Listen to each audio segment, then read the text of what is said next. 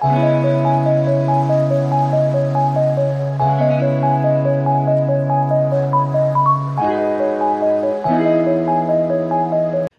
et bienvenue sur la chaîne de Monkey EDC en cette fin d'année 2022 qui s'est plutôt bien passée pour ma part, Dieu merci.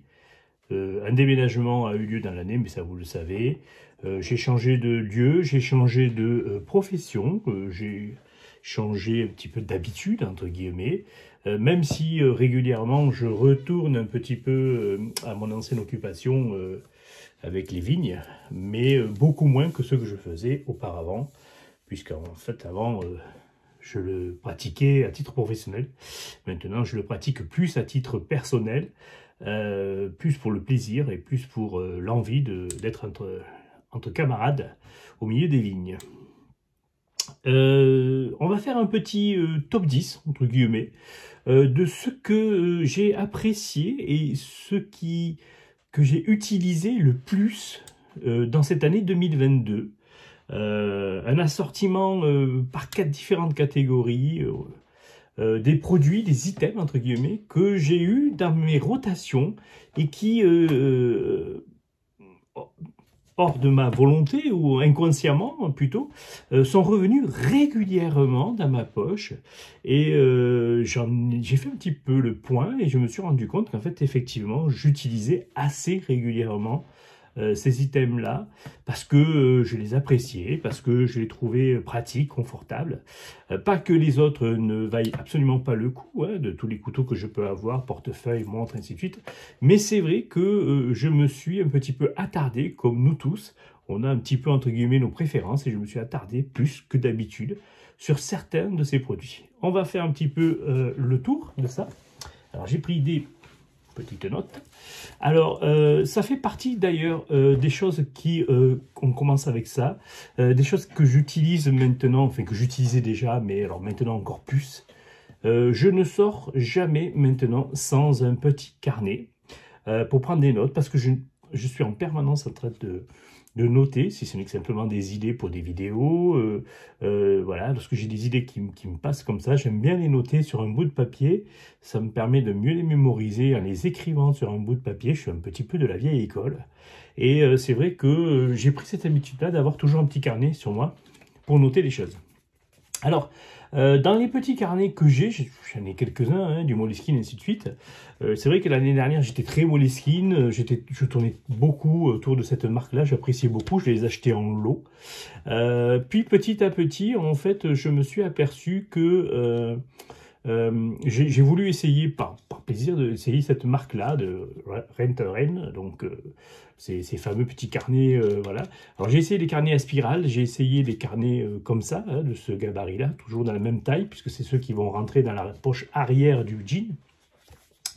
Et je me retrouve maintenant régulièrement à recommander ou à réutiliser ces petits carnets-là. Pourquoi cela? Je vous dirais que je ne sais pas, mais c'est vrai que leur texture, le phénomène qu'ils soient quand même un petit peu plus résistants, sur lesquels on peut écrire avec les mains un peu mouillées, me permet effectivement de revenir régulièrement sur ces produits-là par rapport à des Moleskine qui sont peut-être plus fragiles puisque la couverture est en carton. Dans la poche, ça se détériore. Vous savez que dans les poches, on marche, ça frotte, et c'est avec la partie abrasive du jean. Et donc, il se détériorait plus vite finalement que ce genre de petit carnet Moleskine. C'est pour ça que ce genre de petit carnet Rent-A-Rain, c'est pour ça que maintenant, je n'utilise que ces carnets-là. Voilà, j'ai essayé d'autres carnets, mais c'est vrai que c'est ceux-là auxquels je reviens régulièrement. Carnet va avec stylo, puisque on a besoin d'un stylo pour écrire. La marque Fischer's Pen et les Sharpie sont revenus. Alors Sharpie, j'ai beaucoup utilisé l'année dernière de Sharpie, puisque c'est le feutre par excellence qui écrit partout, pas cher. On peut maintenant les trouver dans les grandes surfaces, même ici, là dans le village, on trouve dans la grande surface à côté. Donc c'est vraiment très facile d'en trouver. Je les achète par lot, par 2 ou par 3. Voilà, donc j'en ai un petit peu partout, dans tous mes sacs, j'en ai, et sur moi, j'en avais régulièrement. Donc c'est vraiment quelque chose qui revient régulièrement dans ma poche, le Sharpie. Je vais des fois même pas prendre de stylo, je vais simplement prendre un Sharpie selon si je suis au boulot, par exemple. Voilà, puisque ben, j'écris sur comment ça s'appelle, des supports en plastique, des choses comme ça. C'est plus pratique pour moi, un Sharpie, qu'un stylo, voilà. Pour cela. Et puis, à titre personnel, j'ai gardé cette habitude-là d'avoir des Sharpies. Sharpie, dans le lot des Sharpies, je parle aussi des Sharpies pointe fine, que j'utilise aussi, mais c'est vrai que je reviens plutôt avec les gros Sharpies. Et puis, ben, le Sharpie, bon, tout le monde le connaît, hein, ça a tous les avantages qu'on peut avoir avec un Sharpie. Le stylo, je suis, entre guillemets, tombé un petit peu la même chose, sous l'habitude de prendre des Fisher-Pen. Alors, j'avais le Bullet, qui était très joli, mais que je considère plus comme un stylo vraiment un petit peu premium. Il est en laiton, vous savez, j'ai un modèle en laiton, j'en ai un modèle en noir. Et ce sont des modèles que j'apprécie beaucoup pour assortiment de mes EDC. Mais dans la pratique, en fait, au quotidien, j'utilise plus facilement ce modèle-là de Fisher-Pen, qui est un modèle pas cher de chez Fisher-Pen, je ne sais plus le prix que c'est. Et je le trouve super sympa, il est déjà un petit peu plus gros en main. Moi j'aime bien comme ça avoir quelque chose d'un petit peu plus solide en main. Je suis toujours en train de le tripoter, toujours en train de jouer avec. Et puis l'intérieur, les mines sont un petit peu moins chères bien sûr à l'achat. Donc en praticité, entre guillemets, je le trouve beaucoup plus pratique. Et c'est vrai que c'est peut-être pour ça que j'ai tendance à revenir régulièrement sur ce modèle-là de Fisher-Pen. Au niveau du briquet, j'ai toujours un briquet sur moi. Alors, je suis toujours resté avec Zippo, mais maintenant, vous savez, donc, je vous avais déjà parlé maintes fois, j'ai mis des inserts parce que ben, ça évite d'avoir l'essence qui vous coule dans la poche et qui vous brûle l'aine, enfin, du pantalon. En fait, c'est juste que tous les utilisateurs de Zippo connaissent ce défaut-là, de ces modèles-là. Donc, avec l'insert comme ça au gaz liquide, c'est super sympa, voilà. Je suis aussi un petit peu maintenant revenu, alors lorsque je travaille, que j'ai pas envie d'avoir des Zippo ou de peur simplement de le perdre, ou ainsi de suite, j'ai plusieurs modèles de Zippo, enfin plusieurs coloris. Je reviens régulièrement sur du Bic, du briquet Bic, tout simple, le mini Bic le plus simple possible. Et j'ai découvert il n'y a pas très longtemps, au milieu d'année, j'ai découvert les clippers. Mais ceux qui sont métalliques et qui se rechargent, que je trouve bien intéressant parce que ben, les Bic, une fois que c'est déchargé, vous achetez un autre et puis voilà. Et là, chez Clipper, c'est le même principe, mais par contre, voilà, vous pouvez le recharger. Et ça, je trouve super sympa de pouvoir recharger, c'est déjà plus écolo, entre guillemets, sur ce genre de produit-là, ça fait moins de déchets plastiques, ainsi de suite. Donc c'est vrai que je suis revenu un petit peu à ces modèles-là, lorsque je n'ai pas un Zippo sur moi, lorsque je veux un briquet pas cher dans la poche, ainsi de suite. J'ai pris des clippers comme ça, je les ai pris la même chose en plusieurs couleurs, et je reviens régulièrement sur la marque Clipper en briquet.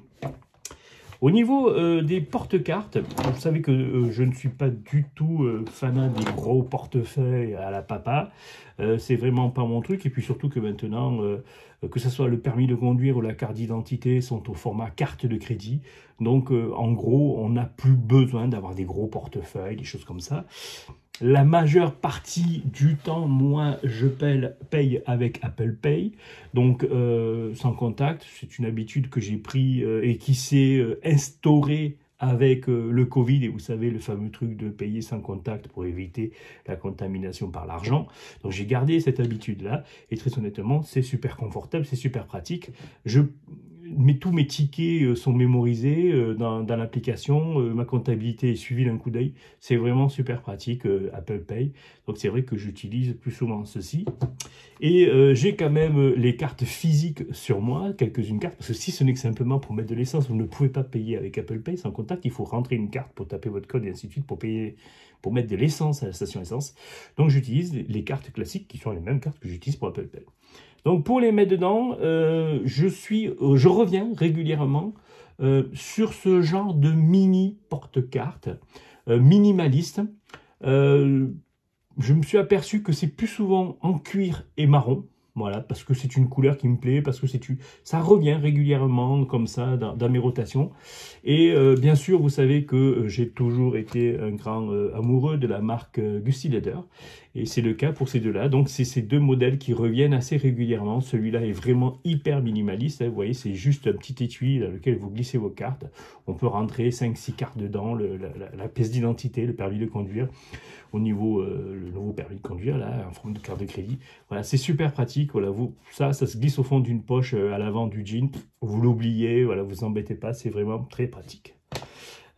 J'avais les porte-cartes aussi de chez Apple, les porte-cartes qui se collent à MagSafe, mais on ne peut rentrer que 3 cartes dedans, ce qui t'oblige de toute façon à avoir en doublon un porte-carte pour le reste.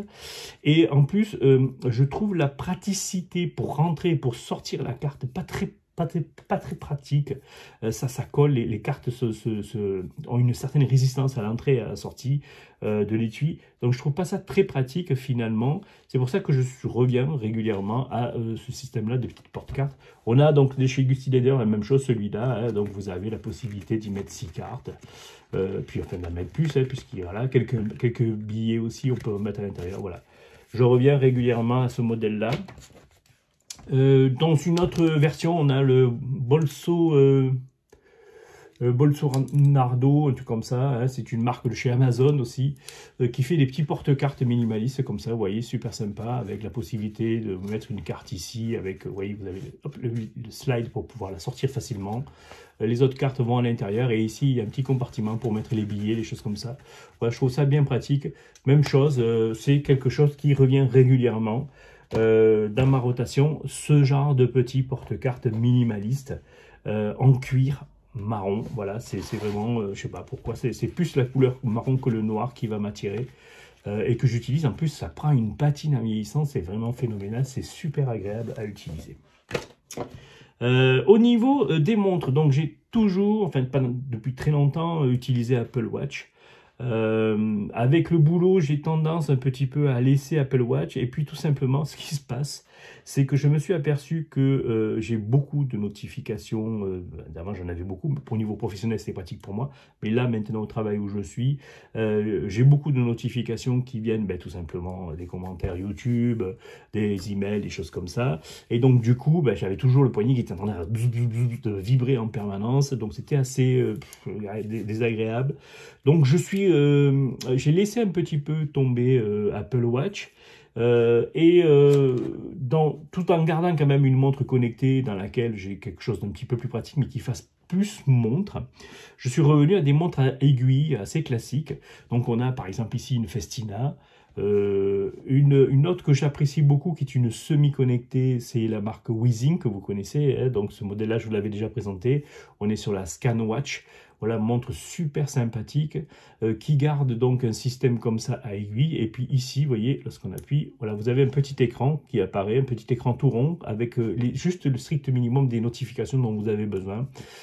Sans que ça soit en permanence, sans que votre attention soit sollicitée par la montre. En fait, vous recevez juste une petite notification et puis vous voyez si oui ou sinon vous avez envie d'y répondre. Voilà, c'est une des avantages de ça, avec une autonomie qui est largement supérieure à l'Apple Watch. De ce côté-là, c'est pas difficile. L'Apple Watch, il faut quasiment la recharger 1 voire 2 fois par jour si vous voulez arriver à tenir jusqu'à la fin de la soirée. Avec ça, vous la rechargez une fois tous les 3 ou 4 jours, vous êtes tranquille. Et puis en plus, la recharge dure vraiment même pas 1 heure, donc c'est vraiment super pratique. Dans les autres montres aussi que j'ai redécouvert, entre guillemets, j'ai redécouvert cette petite Casio, qui est une montre low cost, entre guillemets, une montre en entrée de prix de chez Casio. Donc on a toute la fiabilité, toute la robustesse de Casio dans un tarif assez réduit, puisque je crois qu'on tourne aux alentours des moins de 30 balles, des 40 balles, hein, sur cette montre, genre de petite montre-là. Elle est très sympa, il y a juste dessus la date, parce que bon, la date pour moi c'est important. L'heure, voilà, ça s'arrête là. Il n'y a pas de synchronisation, il n'y a pas de Bluetooth, il n'y a pas de synchronisation avec la montre ou avec le fuseau horaire, ainsi de suite.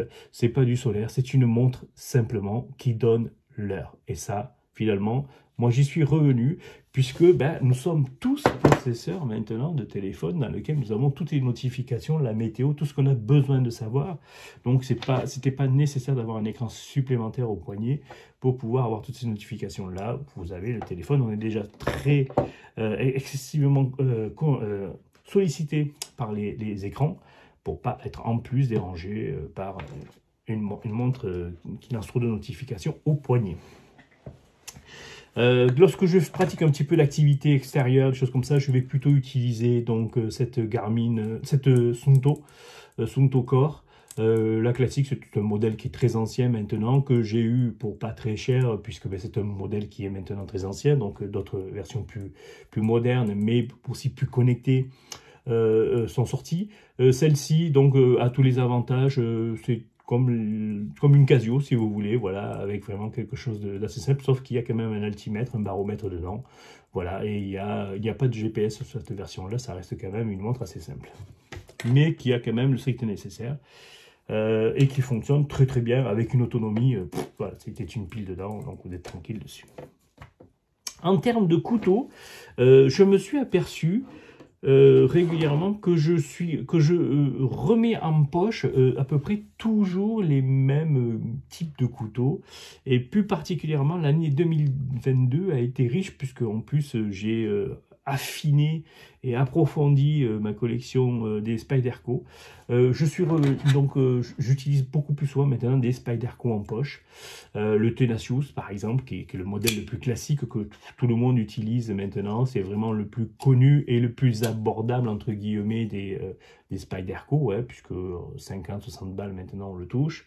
Celui-ci est le petit modèle Angelis avec une lame d'un acier assez simple, hein, 8 serre 13 mauvais, voilà, c'est de l'acier assez classique. J'utilise aussi du Benchmade. Dans le Benchmade, on va avoir le Mini Reptilian. Dans son gabarit, moi, me suffit largement. Voilà, avec leur système Assist Lock là, qui fonctionne super bien. Voilà, un petit modèle assez sympathique que j'aime bien, qui se glisse facilement dans la poche et qui, en termes de décès, suffit largement lorsque vous êtes en version urbaine. Et puis, toujours chez Benchmade, un modèle qui revient régulièrement, je ne vous l'ai pas encore présenté, je n'ai pas fait de revue spécifique pour lui. Pour ceux qui me suivent sur Instagram, je l'ai déjà posté quelques fois. C'est le Benchmade, le Bellout, le M4. Voilà, donc un modèle qui est là, on est là-dessus sur le haut de gamme de chez Benchmade. C'est pas un couteau que je vais sortir au boulot, que je vais sortir des choses comme ça. C'est quand même un petit modèle quand même qui fait une certaine somme, mais qui est un modèle très agréable. J'ai profité d'une promotion qu'il y avait pour pouvoir en faire l'acquisition, mais bon, c'est quand même un couteau, entre guillemets, que je n'ai pas pour habitude de présenter sur ma chaîne, du fait que c'est quand même un tarif assez conséquent. Donc c'est pour ça que j'en ai pas fait une revue proprement dit. Je sais pas si les gens qui me suivent sont intéressés par ce type-là de modèle, puisque c'est quand même un modèle qui tourne aux alentours des 300 €, entre 250 et 300 €. C'est quand même une certaine somme pour un couteau. On est donc sur un acier super sympa. Voilà, c'est du Benchmade, donc M4. C'est une série vraiment, vous voyez, super intéressante. Maintenant, bon, voilà, ça reste quand même un modèle un peu exclusif, beaucoup plus exclusif que par exemple le Spyderco ou des petits modèles comme le Bird, des choses comme ça, des petits modèles qu'on pourrait toucher facilement. D'autres modèles qui reviennent régulièrement dans ma poche, là depuis que je l'ai, ça reste le Paramilitary 3, la version Lightweight. Là il est revenu plusieurs fois dans la semaine dans ma poche, c'est vraiment un petit modèle que j'apprécie depuis que je l'ai. Dans la même version, on est toujours chez Spyderco avec l'efficience. Voilà un petit modèle un petit peu sympa avec une forme un peu particulière que moi je trouve très agréable. On a la même chose, on est sur un petit acier, hein, puisqu'on doit être sur du 8 serre 13 mauvais ou des choses comme ça. Je ne sais plus si c'est marqué dessus, mais ouais, je crois que c'est ça. Enfin, c'est fabriqué en Chine, hein, celui-là, cette version-là, par rapport donc au Para 3 qui lui est fabriqué aux États-Unis. Et Un modèle de couteau qui revient régulièrement aussi dans ma rotation maintenant. J'avais laissé un peu tomber pendant quelques temps l'utilisation de ce produit-là. C'est revenu petit à petit. C'est tout simplement Opinel. Voilà, tout simplement Opinel revient régulièrement dans ma rotation. L'Opinel numéro 8. Ben là, ceci c'est un exemple, hein. On est sur un modèle un petit peu spécifique, voilà, qui est un modèle siglé publicitaire ou un truc comme ça sur l'appellation XR, voilà. Donc c'est un modèle qui a été, enfin, qui est vendu comme ça, hein. C'est pas un custom, c'est un modèle qui a été vendu comme ça par une marque en fait, hein. Donc mais bon, je suis revenu sur l'Opinel numéro 8, l'Opinel numéro 9. L'Opinel le 6 aussi, avec celui de Jean-Luc de la chaîne Couteau. Voilà, je suis revenu un petit peu avec Opinel régulièrement. Ça fait partie, il revient régulièrement dans mes rotations, l'Opinel. C'est un petit modèle que j'aime bien. C'est le couteau basique et pratique par excellence. Avec un Opinel, on fait quasiment tout. Ça passe quasiment partout.